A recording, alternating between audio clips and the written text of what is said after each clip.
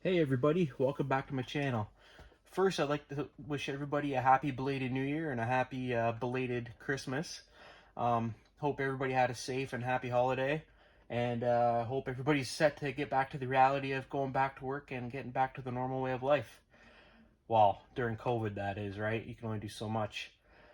Um, anyway, big changes over here. The wife and I are finally in our new home, which means I can finally start messing around with the layout and planning things and figuring out how I want to get this thing set up. So this past week I've been really going to town on bench work and track laying, things like that. It's more of a mock-up, so to speak. Nothing's really set in stone yet or permanent. It may look that way, but it's not. It's kind of something that I can just kind of use and mess around with in the meantime and figure things out. Um, so in the meantime, I'll kind of pick you up here and show you what I've got going on. So we're going to start off here in the Garnet Yard.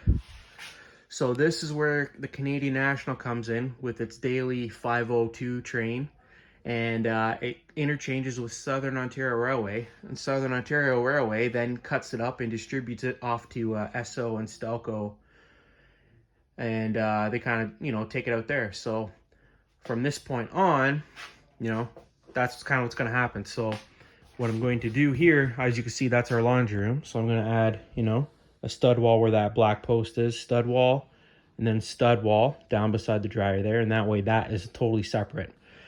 And then what I'm going to do here is I'm going to go back and kind of have Esso and Stelco and everything kind of come out here on separate modules that can be removable and stored underneath the layout. Because, I mean, the reality is I'm not going to be down here all the time using this, like, as much as I want to be. We all, life gets in the way, right? But in the meantime, I can at least have that set up, and then when I'm not using it, store it down under here. In real life, that area keeps going, but I'm not going to be able to accomplish that. Normally what happens is the SOR takes it, and they just keep going all the way out to Lake Erie where all the plants are. But I think what I'm going to have to do is I'm going to have to take it, run around, and then pull it into the industries here, which is not normally, it kind of mimics it, but kind of not. But, we all have to make, compromises here to get everything we want on our railroads, right?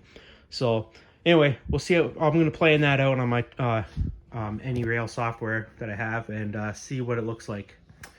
Anyway, so that's what's going to happen down at this end. So Southern Ontario Railway interchanges with Canadian National, all right?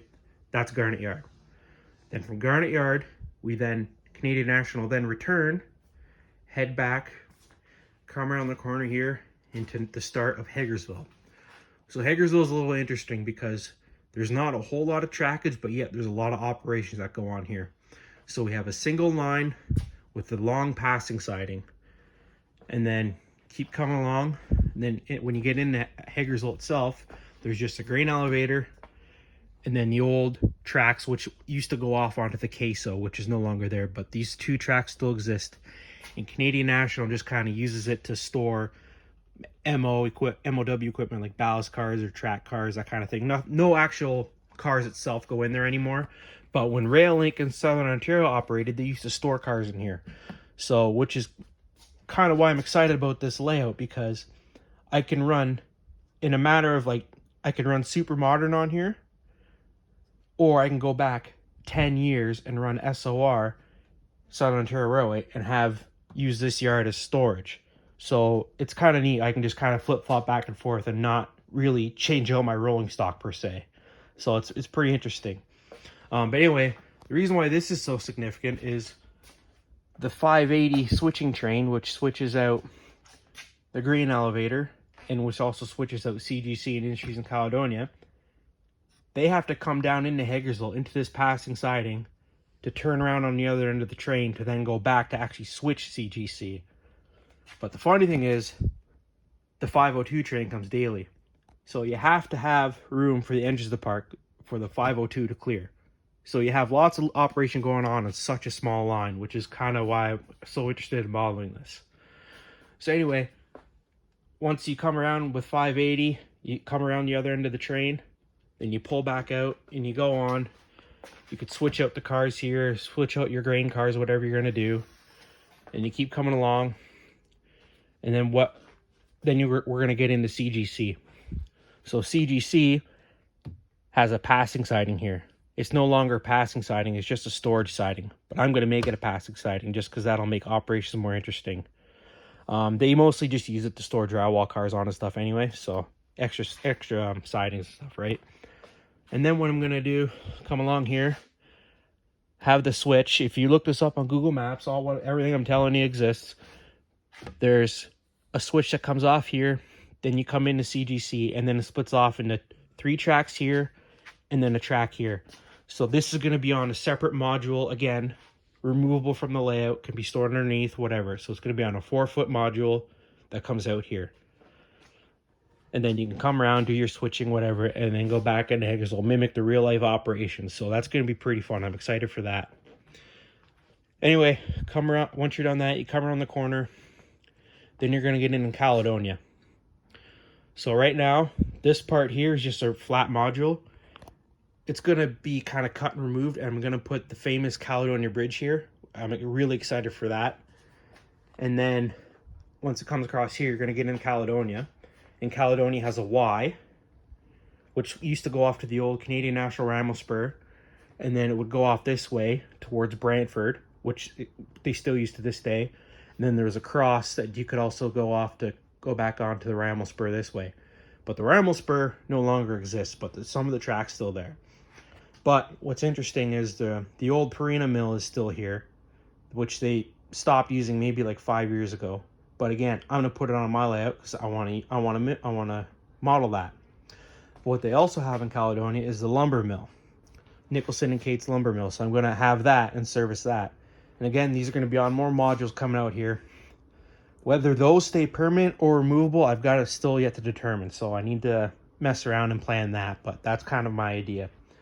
And then this way, going off into Brantford, Paris, that's where the line will end. But what I'm gonna do with that, and I'm really got to plan this out, is I want to make that go onto a cart. So I want to have the trains come on, then you end up on this cart. You park your train, you disconnect the cart, you can then rotate the cart, hook it back up, or pop that shelf off, put another shelf on that has different trains on it, and come back again. I really need to think about that one because that's, that'll be really a kind of a new way of operations.